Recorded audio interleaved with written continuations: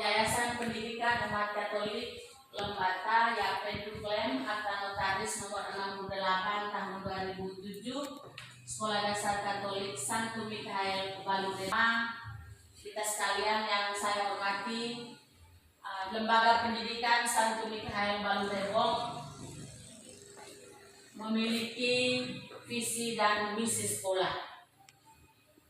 Sekolah Dasar Santo Mikael Baludema mengusung visi sekolah, yaitu terwujudnya manusia yang unggul dan berprestasi serta memiliki budi pekerti yang luhur dalam semangat terang Injil.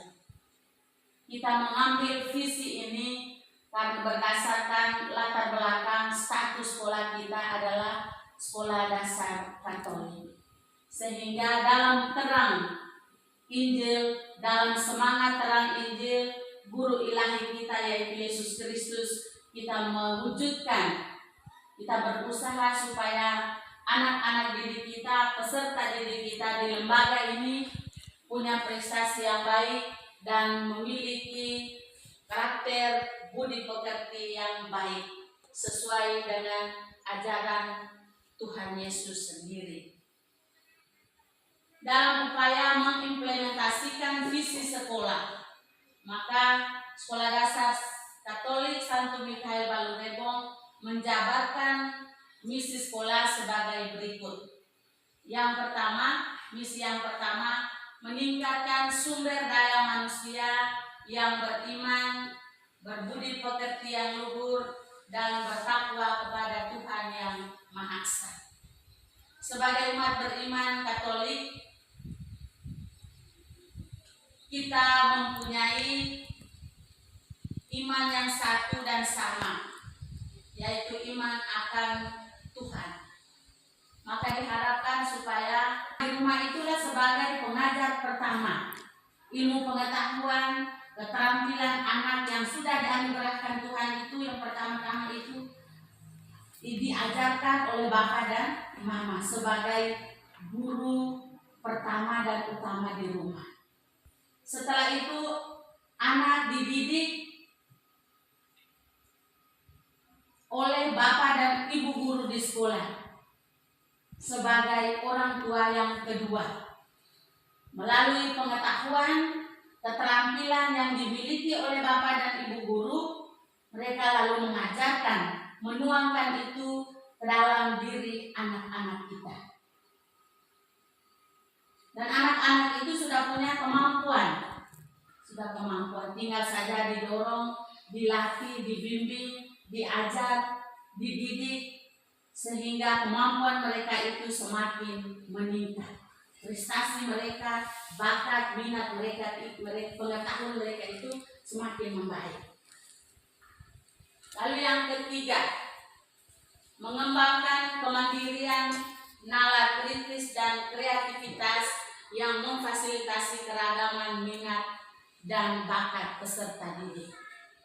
Bapak Mama, kita punya anak-anak itu punya bakat, kemampuan ada. Bakat di bidang olahraga, bidang kesenian, melukis, ada di dalam diri mereka. Tinggal saja sebagai pendidik di sekolah, dengan kemampuan yang ada, mereka mendorong, memfasilitasi itu kepada para siswa, peserta didik. Sehingga apa yang ada di dalam diri mereka itu semakin hari semakin berkembang. Yang keempat, meningkatkan disiplin mengajar yang efektif, efisien, dan menyenangkan. Ini kembali kepada kita sebagai pendidik. Disiplin mengajar harus kita tingkatkan. Pembelajaran yang efektif di dalam kelas juga harus kita tingkatkan. Pembelajaran yang efisien dan menyenangkan.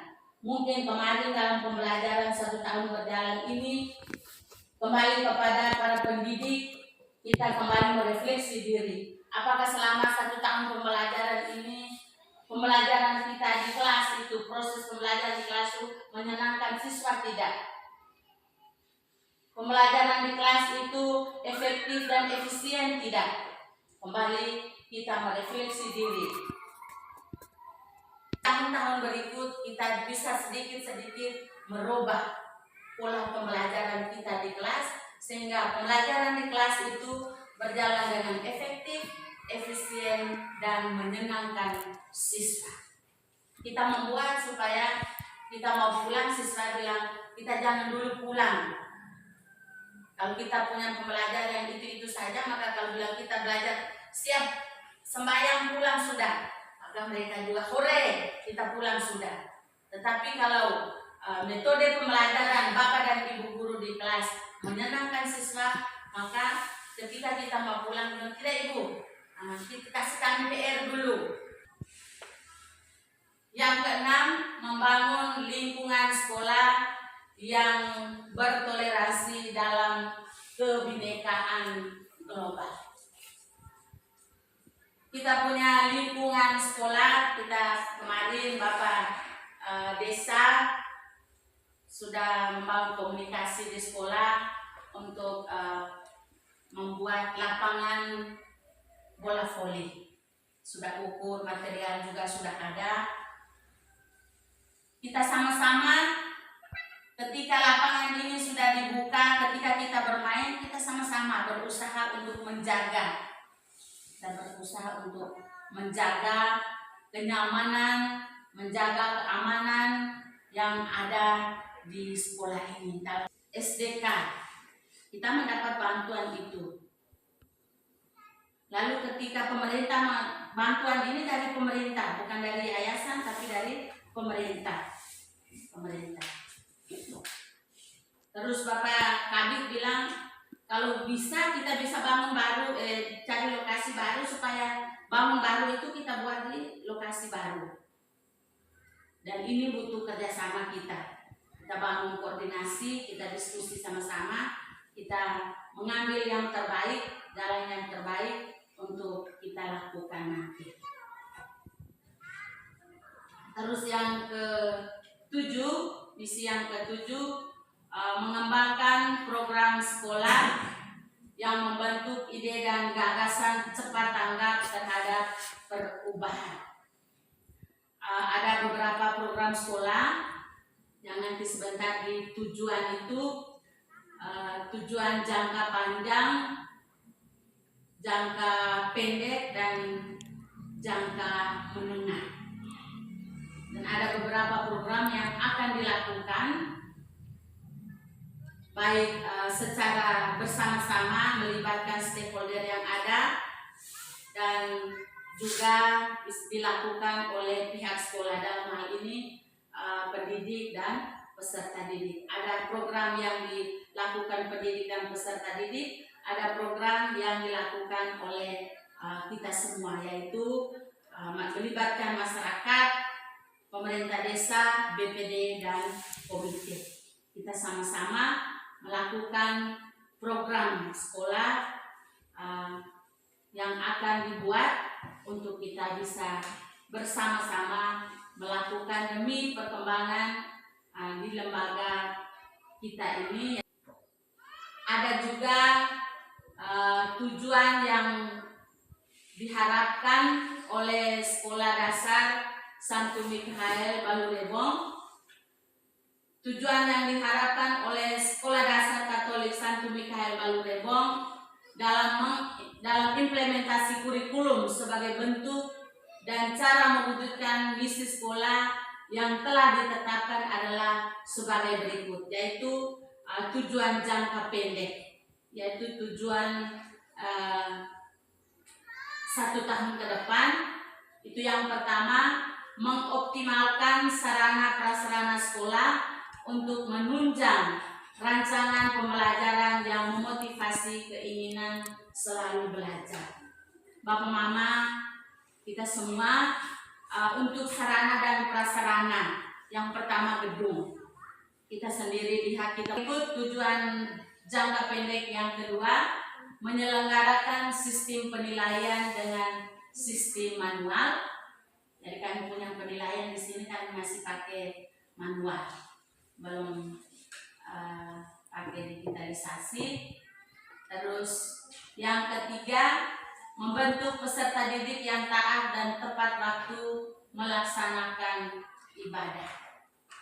Kepada anak-anak peserta didik, kami menyampaikan kepada mereka sebagai umat beriman Katolik, setiap hari Minggu, setiap doa baik doa di KBG, novena di gereja, semua anak mengambil bagian ikut meningkatkan simpati dan empati peserta didik dalam kepedulian sosial. Simpati dan empati peserta didik kepedulian sosial. Jadi, di bidang sosial itu kegiatan apa saja? Kebersihan lingkungan, lalu mengunjungi orang sakit. Nah, kegiatan ini anak-anak sudah jalankan, hanya kurang kontrol sehingga kadang terputus jeda beberapa lama, lalu bangkit niat kembali untuk menjalankannya. Berikut merancang program sekolah untuk mengenalkan implementasi kebinekaan global di masyarakat. Itu sudah disampaikan tadi. Lalu yang berikut merancang pembelajaran yang bangga akan potensi daerah. Kita punya potensi daerah itu pada Neo adalah wisata dunia apa Bapak Pala? Itu kita punya potensi daerah yang perlu kita banggakan. Lalu bagaimana kita merancang pembelajaran ini terhadap potensi kita ini. Itu juga menyangkut kegiatan kita bersama. Kita menjalankan wisata bersama dan lain sebagainya. Lalu yang berikut menerapkan fondasi gotong royong dalam kegiatan kelas hingga sekolah. Jadi sikap gotong royong itu kita mulai dari dalam rumah. Sebagai bapak dan mama kita menyampaikan sikap gotong royong ini, pekerjaan-pekerjaan kecil di rumah, kakak dan adik cuci piring sama-sama, kakak dan adik satu belah kayu, satu angkat taruh di dapur. Pembiasaan yang baik ini diteruskan ke sekolah. Dan pembelajaran HOTS untuk memperkuat bernalar kritis dan kreativitas. Dan kepada Bapak dan Ibu guru, pembelajaran HOTS itu pembelajaran tingkat tinggi yang membuat anak-anak berpikir.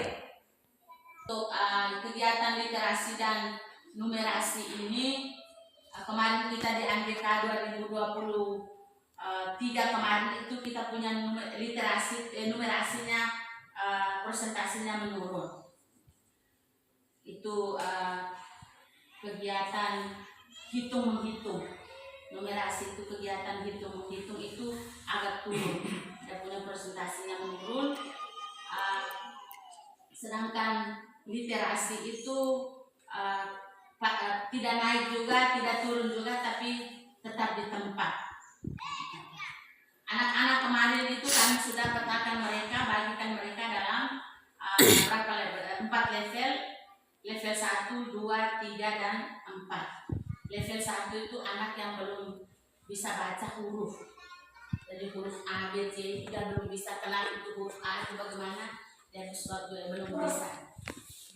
Lalu level 2 itu dia belum bisa menggabungkan huruf dengan huruf menjadi suku.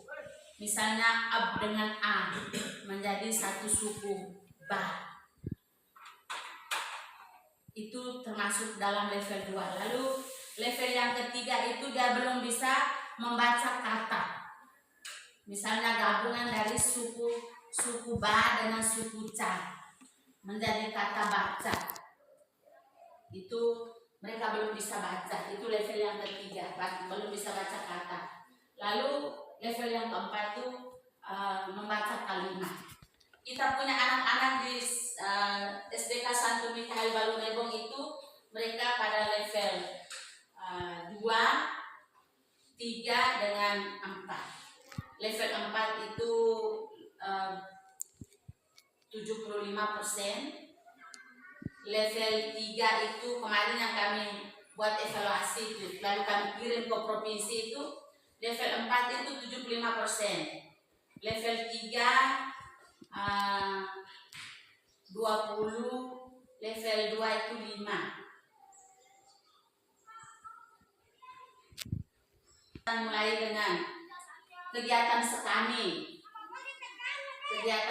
Anak sibuk dan kegiatan sekami. Lalu langsung dengan ujian kelas 6. Ikut melaksanakan program kunjungan perpustakaan.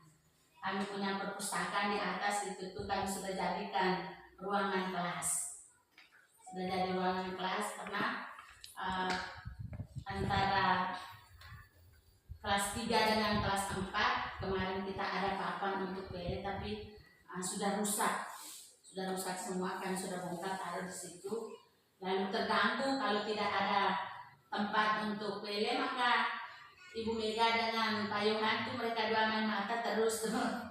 Lalu pembelajaran anak juga terganggu sehingga terpaksa kami pindahkan kelas 2, pembelajaran semester 2 itu kami lari ke perpustakaan. Sehingga nanti liburan masuk ini kita sama-sama mengatur yang terbaik. Bapak Ketua Komite juga ada, dalam hal ini Bapak Wakil Ketua. 2-3 tahun ke depan itu yang pertama, merancang pembelajaran yang sesuai dengan tingkat perbedaan kemampuan kognitif peserta didik, mengarahkan pada keterampilan dan kecakapan hidup sesuai dengan minatnya. Jadi sekarang itu kalau anak itu di segi kognitifnya, kemampuan di pengetahuan atau kognitifnya ya menurun, misalnya dia belum terlalu baca lancar, dia punya pengetahuan masih rendah begitu, tetapi dia punya keterampilan oke, maka anak itu naik kelas. Saya kasih contoh Romi, biar dia sampai di kelas 6 belum bisa baca baik. Ikut sekolah mampu melaksanakan penilaian secara akuntabel dan valid dengan sistem digitalisasi. Untuk di sini kalau soal IT adik-adik mereka itu oke. Sedangkan saya masih dalam proses bimbingan adik-adik. Jadi diharapkan meningkatkan kemampuan peserta didik dalam menceritakan kembali pokok-pokok materi ajar yang dipelajari. Jadi diharapkan supaya dalam proses pembelajaran di kelas itu materi-materi yang Bapak Ibu Guru sudah berikan kepada anak-anak itu bisa suruh mereka menceritakan dia punya pokok materi itu secara pakai bahasa sederhana. Kalau di bahasa Indonesia cerita tentang maling tunda kan gerakan kebersihan sebagai bagian daripada iman. Jadi soal kebersihan di sekolah, lalu di lingkungan, di sekolah dulu itu Bapak Desa masih ada di sini, kami tempel paku karung itu dari kayu ke kayu, setiap kayu yang ada itu kami paku karung. Itu maksudnya supaya apa? Ketika kami lewat, anak-anak lewat, lihat kertas atau daun yang ada di situ, angkat lalu simpan di dalam karung. Sekarang itu karung itu sudah robek habis, lalu kami juga tidak buat lagi. Sementara hal baik yang desa sudah lakukan itu di setiap pinggir jalan, percintaan dan kebanggaan terhadap potensi daerah sudah tadi. Lalu yang berikut melakukan kerjasama dengan stakeholder daerah atau corporate social responsibility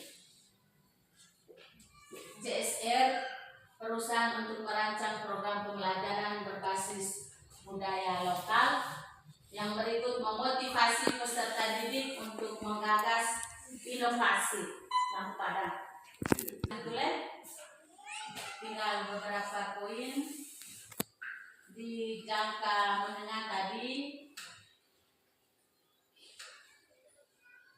Kita masuk di G, memotivasi peserta didik untuk menggagas inovasi sederhana untuk memberikan solusi dalam kehidupannya. Jadi kepada siswa-siswa atau peserta didik, inovasi sederhana itu misalnya tempat mereka membuat menggunakan barang-barang bekas untuk menjadikan sebuah karya yang bagus.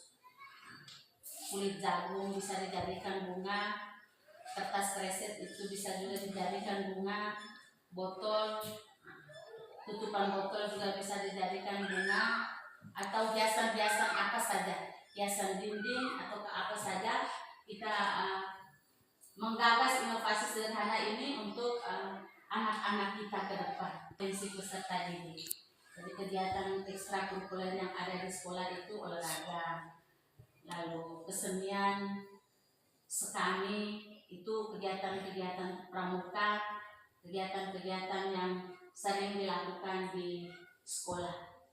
Terus yang berikut, tujuan jangka panjang 4 tahun ke depan itu ada beberapa poin. Yang pertama, merancang pembelajaran dengan model pembelajaran yang menjadi ciri khas sekolah, menghasilkan lulusan yang memiliki mental pembelajar sejati. Yang berikut, membentuk peserta didik yang berakhlak mulia dan selalu peduli sosial dalam toleransi beragama.